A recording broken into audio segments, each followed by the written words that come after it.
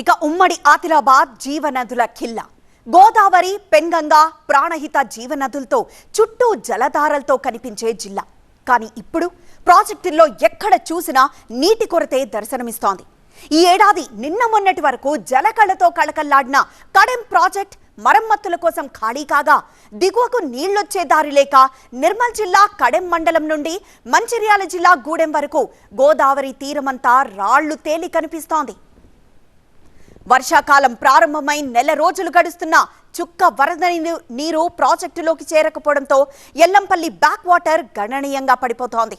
జూలైలో భారీ వర్షాలు కురేకపోయినా ఎగువ నుండి వరద నీరు ప్రాజెక్టులోకి చేరకపోయినా ఎల్లంపల్లి నుండి సాగునీళ్లే కాదు రాష్ట్ర రాజధాని హైదరాబాద్తో పాటు సమీప పెద్దపల్లి జిల్లాకు తాగునీళ్లకి కూడా కటకట తప్పేలా లేదు. ఎల్లంపల్లి ప్రాజెక్టులో ప్రస్తుత పరిస్థితిపై గ్రౌండ్ రిపోర్ట్ చూద్దాం. ఎల్నినో ముంచుకొస్తుంది. ఉత్తర తెలంగాణ వరప్రదాయినిగా కొనసాగుతున్న ఎల్లంపల్లి ఎండి ఎడారిగా మారుతుంది. ఎగువన మహారాష్ట్రలో వర్షాలు కురియకపోవడం, జిల్లాలోనూ వర్షపాత ప్రభావం తక్కువగా ఉండడంతో చుక్క వరద నీరు ప్రాజెక్టులోకి చేరడం లేదు.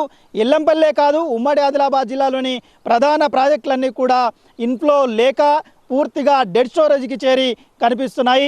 గూడెం సంబంధించిన ఎత్తిపోతల పథకం ద్వారా సాగునీరు అందిస్తున్నప్పటికీ ఈ ఏడాది సాగయ్యే రబీకి సంబంధించిన పంటకు అటు తాగునీరుకి తీవ్ర కటకట ఏర్పడే ప్రమాదం ముంచుకొస్తుంది. జూలైలో వరదలు వస్తే తప్ప ప్రాజెక్టులు నిండుకుండలా మారే పరిస్థితి లేదు. ప్రస్తుతం మనం ఎల్లంపల్లి ప్రాజెక్టు వద్ద ఉన్నాం.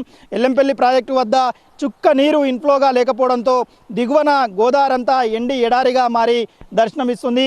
పూర్తిగా ఇసుక మేటలు వేసి కనిపిస్తుంది. ఇది వర్షపాత లోటు కారణంగా ఈ పరిస్థితులు అయితే తలెత్తుతున్నాయి. ఇప్పటికైతే ప్రస్తుతం ఉన్న సిచ్యువేషన్ ప్రకారం 148 అడుగులుగా ఉన్న ఈ ఎల్లంపల్లి ప్రాజెక్టులో ప్రస్తుతం 142 అడుగుల వరకు మాత్రమే నీరుంది. 20.1754 టీఎంసీల పూర్తి టీఎంసీల నీటి కెపాసిటీతో కొనసాగుతున్న ఎల్లంపల్లిలో ప్రస్తుతం 7 టీఎంసీలు మాత్రమే నీరు నిల్వ ఉంది. ఇన్ఫ్లో కేవలం 169 క్యూసెక్లు మాత్రమే కొనసాగుతున్నాయి. అవుట్ఫ్లో ఇప్పటికే 517 క్యూసెక్లు కొనసాగుతున్నాయి. ఇక్కడి నుండే హైదరాబాద్కు, రాష్ట్ర రాజధాని హైదరాబాదుకు జంట నగరాలకు తాగునీరు అందించే పరిస్థితి. హెచ్ఎండబ్ల్యూఎస్కు 275 క్యూసెక్ల వరద నీరును ఇక్కడ నుంచి తాగునీరుగా అందిస్తారు. ఎన్టీపీసీకి 242 క్యూసెక్ల నీటిని అవసరాల కోసం ఎన్టీపీసీ అవసరాల కోసం తరలిస్తున్న పరిస్థితి. రోజుకు 517 క్యూసెక్ల నీరు ఈ విధంగా ఖర్చు అవుతుంటే మిగిలినది ఎండలు ఇంకా దంచు కొడుతుండడంతో జూన్ మాసం ముగిసి జూలై ఎంట్రీ అవుతున్న వర్షపాతం లోటు కారణంగా తీవ్ర ఇబ్బందులు ఎదురవుతున్నాయి. వర్షాకాలం ప్రారంభమై ఇప్పటికే నెల రోజులు గడుస్తున్న ఇలాంటి సిచ్యువేషనే కనిపిస్తుంది. అటు కడెం ప్రాజెక్టులోనూ అలాంటి సిచ్యువేషనే కంటిన్యూ అవుతుంది. కడెం ప్రాజెక్ట్ ఇప్పటికే డెడ్ స్టోరేజ్కి చేరిపోయింది. సిల్ట్ లెవెల్ పెరగడంతో కెపాసిటీ కూడా పూర్తిగా 2 ఏళ్ల క్రితమే పడిపోయింది. ప్రస్తుతము 700 అడుగులకు గాను 677.9 అడుగుల వరకు మాత్రమే నీరు చేరి ఉంది. దీని కెపాసిటీ 7 టీఎంసీలు కాక సిల్ట్ లెవెల్ మట్టి పేరకపోవడంతో ఆ కెపాసిటీ 3.495 టీఎంసీలకు తగ్గించారు. ప్రస్తుతం ఆ 3.495 టీఎంసీలకు గాను కేవలం 0.388 టీఎంసీలు మాత్రమే నీటి నిల్వ ఉంది. అంటే డెడ్ స్టోరేజ్లో కొనసాగుతుంది కడెం ప్రాజెక్టు.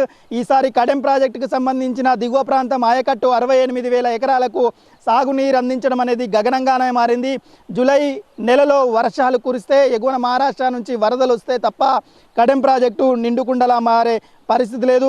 ఈ నేపథ్యంలో ఈసారి క్రాప్ హాలిడే ప్రకటించే ప్రమాదం కూడా పొంచి ఉన్న నేపథ్యం కనిపిస్తుంది. ఒక కడెం ప్రాజెక్టు, ఎల్లంపల్లి ప్రాజెక్టే కాదు ఉమ్మడి ఆదిలాబాద్ జిల్లాలో ఉన్న అన్ని ప్రాజెక్టుల పరిస్థితులు కూడా అలాగే కొనసాగుతున్నాయి. ఎల్నినా ఎఫెక్ట్ కారణంగా ఉమ్మడి ఆదిలాబాద్ జిల్లా కరువు కోరల్లో చిక్కుకునే ప్రమాదం ఉందంటూ నిపుణులు అయితే హెచ్చరిస్తున్నారు. ఉన్న నీటిని జాగ్రత్తగా ఒడిసి పట్టుకొని వాడుకోవాలంటూ కూడా సూచిస్తున్నారు. తాగునీటికి కటకట ఏర్పడే ప్రమాదం ఉంది. సాగునీటికి మరింత తిప్పలు ఎదురయ్యే అవకాశం ఉన్న నేపథ్యంలో వర్షాభావ ప్రభావం కారణంగా తీవ్ర ఇబ్బందులు ఎదురయ్యే ప్రమాదం అయితే ఉందన్న విషయం అయితే అర్థమవుతుంది.